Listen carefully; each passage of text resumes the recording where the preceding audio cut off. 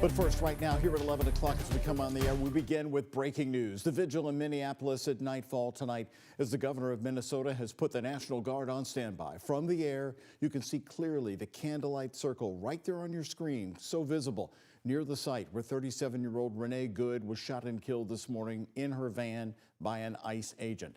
Hundreds of people gathering, stretching the entire block, as you can see right here from this vantage point in the air. Our company-owned station, KARE 11, reporting that this happened just blocks away from where George Floyd was killed by police in 2020. A makeshift shrine of flowers and candles were placed on a patch of snow tonight. Now stay here with us. In just 5 minutes, we're going to bring you a report from CNN on the scene. You'll hear from the mayor of Minneapolis saying Good was shot while driving away from the agent. Homeland Security Secretary Kristi Noem insisting, though, Good was trying to run him over. That is all coming up. Hello, everybody, and this very busy Wednesday night. Thank you very much for joining us on the night team. I'm Doug Proffitt. We also have new reporting for you right now with some new details on more breaking news not far from Louisville tonight. WHAS 11 night team's Clarice Shaley and photojournalist Levi Hammer on the scene just east of downtown Bardstown, where we learned a few hours ago that it was 2 Nelson County Sheriff's deputies who shot and killed an 80-year-old man. A pickup truck is towed away from where a man is shot and killed by 2 Nelson County Sheriff's deputies. I heard a couple shots and like a barrage of bullets out of that, and I thought I was on the TV, but my wife was like, no, that was outside the gas station. Local first responders joined Kentucky State Police at Guthrie and Bloomfield Roads outside Bardstown. This whole street right here was lined up with cars. There's people, local people just sitting around watching. KSP says 80-year-old Nelson Perkins pulled over his truck at the gas station after deputies tried to conduct a traffic stop. State police say he was disorderly and had threatened people with a gun at the Nelson County Humane Society on the other side of town. KSP says sheriff's deputies attempted to talk to Perkins when he raised and pointed his firearm at them. That's when both deputies shot at him. Hours after the scene has been cleared up, water is left over in the parking area along with glass. This Shell station is about a mile away from downtown Bardstown. Neighbors say they heard shots Wednesday afternoon after 1 o'clock. Neighbors like Sean Allen. So I came out here and looked, and I seen the truck out here with the passenger side window shot out of it. So I went inside and checked on my daughter to make sure she was okay and the dogs are okay. You never know what's going to happen from day to day. Some are still wrapping their heads around it. It's like Troy Foster. It's really surreal what could happen anywhere. He's here at the Shell station almost every night before work. We don't call it speed anymore. Everybody in Bardstown calls this the red store. Tonight, he made sure to check on a clerk, Adam, who was in the store when the shooting happened. Adam, he's my good friend. So first thing I thought of was Adam. Foster leaves, knowing his friend is okay. In Bardstown, Clarice Shaley, WHAS 11 night team, on your side. The names of the deputies have not yet been released. WHAS 11 News will be following this developing story in the days to come. Now, brand new tonight, the mangled shell of the UPS cargo jet that crashed in Louisville is now gone. And also new today, businesses near the fatal UPS plane crash will now have 24-hour access to their buildings. WHAS 11 night team's Jose Alonso has more tonight from Grade Lane.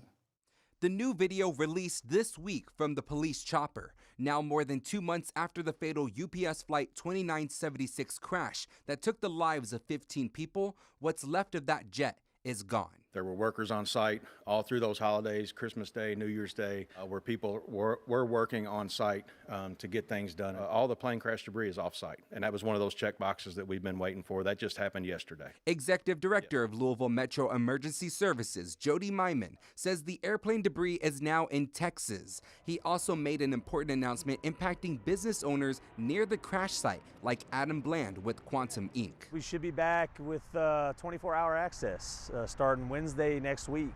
There's still going to be some laws of the land, which are understandable, to keep things functioning properly as they open back up. But sounds like we're going back business as usual.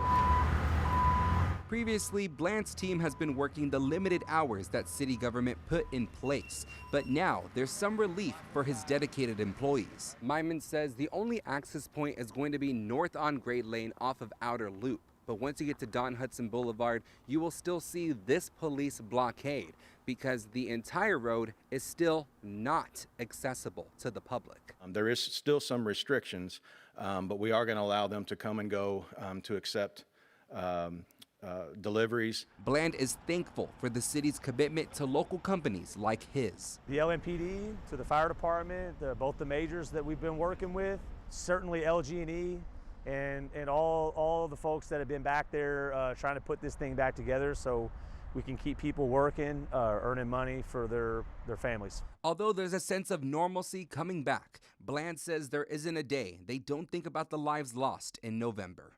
In Louisville, Jose Alonso, WHAS11 Night Team, on your side. Also, in a new update today, MSD says they've been able to remove 4.7 million gallons of oily water and more than 200,000 gallons of oil from around the crash site. Now to the tense situation in the city of Minneapolis tonight after a 37-year-old woman is shot and killed by an ICE agent earlier today. People flooding the streets tonight, attending a vigil. We also checked before we went on the air here at 11 o'clock, and so far the protests have remained peaceful. But the governor has the National Guard on standby. Sherelle Hubbard has more, and we must warn you about our report tonight. Some may find this video disturbing. A growing crowd of mourners flood the streets of Minneapolis to honor a 37-year-old woman fatally shot by federal agents. Earlier in the day, video captures the moments leading up to the deadly encounter. A woman in her vehicle, the dark-colored SUV, blocking the road. Federal agents drive up and approach the vehicle. One agent appears to pull on the woman's door handle, and she starts to drive away. An agent shot the woman before her vehicle crashed on the side of the road. I saw the passenger exit the vehicle. They were crying and their face was covered in blood.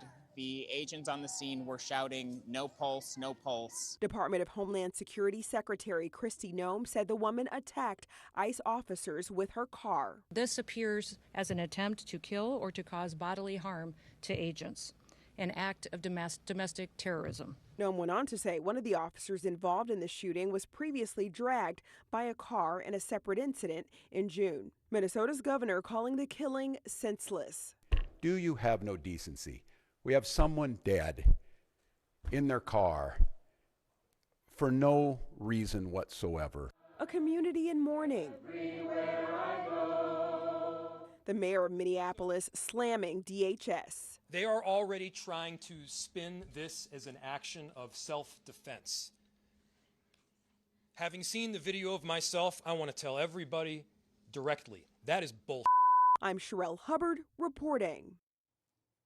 And late tonight, it was announced that Minneapolis public schools will not be holding classes tomorrow and Friday due to safety concerns. So tonight, I'm going to discuss the American dream, both where we're succeeding and where we must do more. More brand new coverage ahead for you next on the Night Team. It's his State of the Commonwealth speech, but tonight in Frankfort, Governor Andy Beshear talked more like a candidate for a much bigger office. We'll talk about a possible presidential run. Our coverage of what he said is coming up next. And I'm Serena Raboyne reporting from Mercedes-Benz Stadium in Atlanta, Georgia, how the Hoosiers are feeling ahead of the Peach Bowl coming up. And after a very warm January week, we are tracking rounds of rain and gusty winds. I'll have the latest timing and impacts coming up in our 7-day forecast. Here's a check of today's Kentucky Lottery jackpots. Mega Millions, $199 million. Powerball, $105 million. The Kentucky Lottery, funding education for over 1 million Kentucky students.